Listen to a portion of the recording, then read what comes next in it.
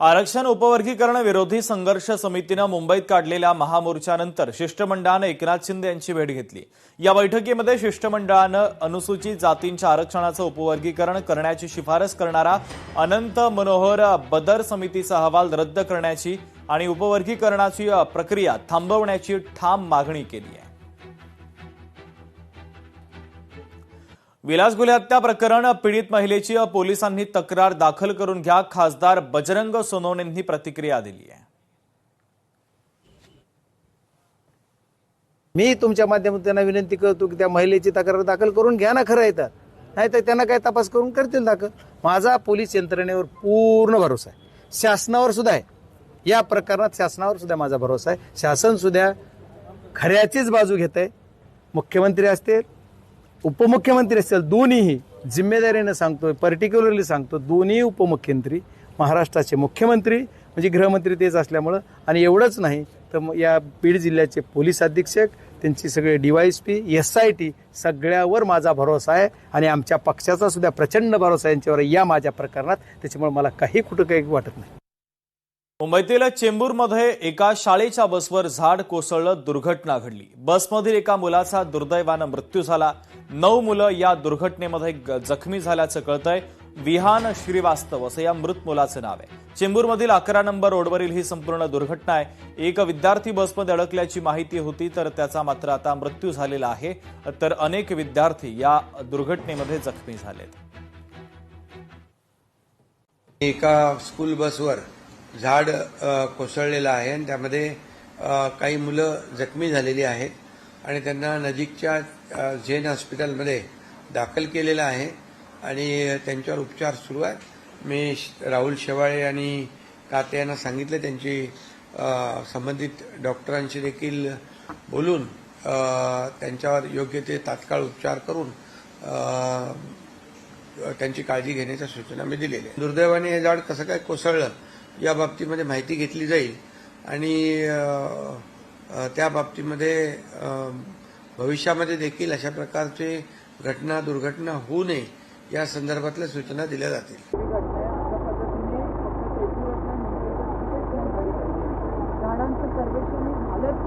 आढावा मुंबई महानगरपालिकेच्या प्रशासनाने घेतला पाहिजे आणि तो घ्यायलाच लावणार असे आदेश पण मी आता या ठिकाणी तेव्हाही दिले होते, आताही देते। ह्याच्यानंतर ही पावसाला सुरुवात झालेली, अजून 4 महिने 5 महिन्याचा पाऊस आपल्या सगळ्या मुंबईकरांना घ्यायचा आहे, तर पुन्हा ही घटना घडू नये त्याच्यासाठी पण आता आम्ही काळजी घेऊ। या ठिकाणी आता पूर्ण माहिती घेते। ज्या ठिकाणी मला आता असं कळलं की इकडच्या लोकांनी काही पत्र दिले होते की हे झाड डेंजर झोनमध्ये, ते ह्याला रिमूव्ह करा, काढा। ही पत्र जर माझ्या हाताला लागली, मी काढणार ही संपूर्ण, आणि तरी सुद्धा अधिकाऱ्यांनी बेजबाबदारपणा केला असेल तर निश्चितच त्याच्यावर कारवाई होईल। कुठेतरी मुंबई महानगरपालिकेच्या गार्डन डिपार्टमेंटच्या अधिकाऱ्यांचा हलगर्जीपणा दिसून येत आहे, कारण पावसाळ्यापूर्वी सर्व झाडं एक ऑडिट केलं जातं। पावसाळ्यात कुठे दुर्घटना होऊ नये याकरता जसं मेंटेनन्स डिपार्टमेंट आहे, तसं स्टॉप वॉटर ड्रेन, सॉल्युशन सगळ्या डिपार्टमेंट काळजी घेतं, तसंच गार्डन डिपार्टमेंटच्या तर्फे पण सगळ्या झाडांची पडताळणी केली जाते। आयुक्तांना विनंती करणार आहे की या संदर्भात जे कोण दोषी अधिकारी त्यांच्यावर कारवाई करावी। या एका मुलाचा मृत्यू झाला असं पोलिसांतर्फे आम्हाला सांगण्यात आलं। बाकीच्या मुलांना झेन हॉस्पिटलला शिफ्ट केलंय, त्यानंतर झेन हॉस्पिटलला त्यांना भेटलं जातं। तर याबाबत नक्की कशा पद्धतीनं हा अपघात घडला याची माहिती घ्यावी लागेल आणि याच्यामध्ये या प्रसंग घडण्यामध्ये जर कोण त्याच्यामध्ये दोषी निघाले त्यांच्यावर कारवाई करू, परंतु तो कशामुळे प्रसंग घडलाय, कशामुळे अपघात झालाय हे बघूनच त्याच्यावर टिप्पणी करणं योग्य ठरेल। 12-13 बच्चे थे, तो झाड़ गिरा तो हम लोगों ने आवाज आया, उधर गया, कोई था नहीं। 2 जन सिक्योरिटी जाके कांच फोड़ा और बच्चे को बाहर निकाला। आप भी थे उसमें, बच्चा निकाला? हाँ, वहाँ से निकाल के अंदर गए बच्चे लोग। फिर बाद में एक बच्चा अंदर दबा हुआ था, उसको निकाल नहीं पाया। उसमें से 9-10 बच्चे हम लोगों ने निकाला। अच्छा, अंदर कितने? अंदर 2 बच्चे दबा हुआ था। अच्छा, एक बच्चा दिख रहा था, एक नहीं दिख रहा। मतलब कितने लोग भागे गए आपसे और कौन था? हम दोनों थे, दोनों बच्चे और एक ड्राइवर था।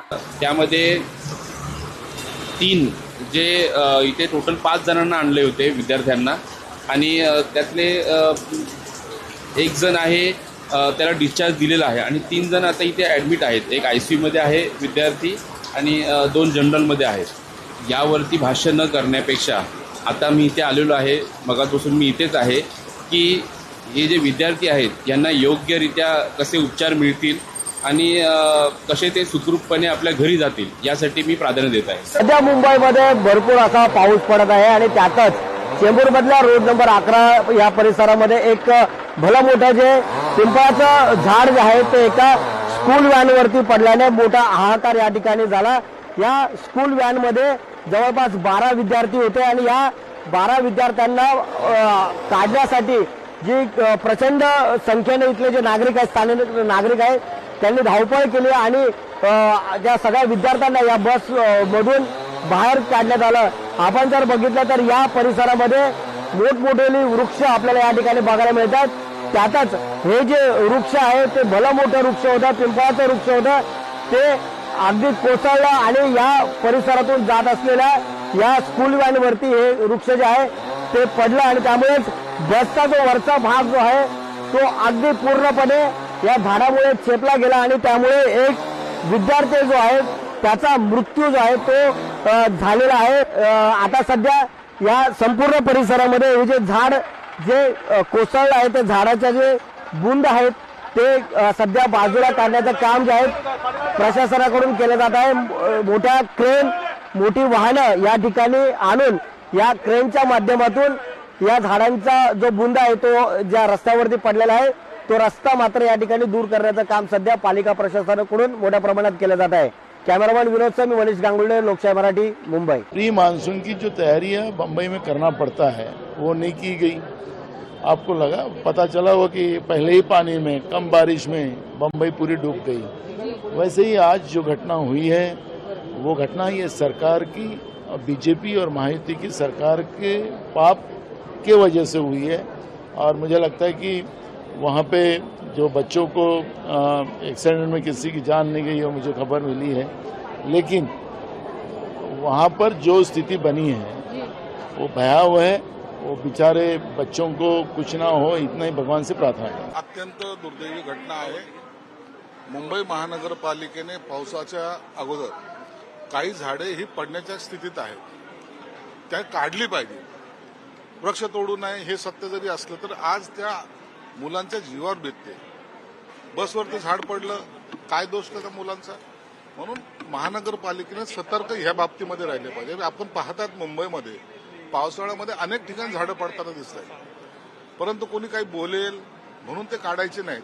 ही भूमिका महानगरपालिकेची नसली पाहिजे. मला वाटतं की माननीय मुख्यमंत्री महोदय, माननीय उपमुख्यमंत्री महोदयांनी या दुःखद घटनेची नोंद घेतलेली आहे. त्यांच्या आदेशानुसारच मी इकडं आलेलो. या जे काही विद्यार्थी जखमी झालेले आहेत त्या सर्व विद्यार्थ्यांच्या उपचाराचा खर्च हा शासकीय योजनेतून, निधीतून केला जाईल. आणि ज्या विद्यार्थ्याचं दुःखद घटना झालेली आहे त्या कुटुंबाच्या दुःखामध्ये आम्ही सर्वजण सहभागी आहोत. लोकशाही मराठी, ऐका, पहा, जागरूक रहा.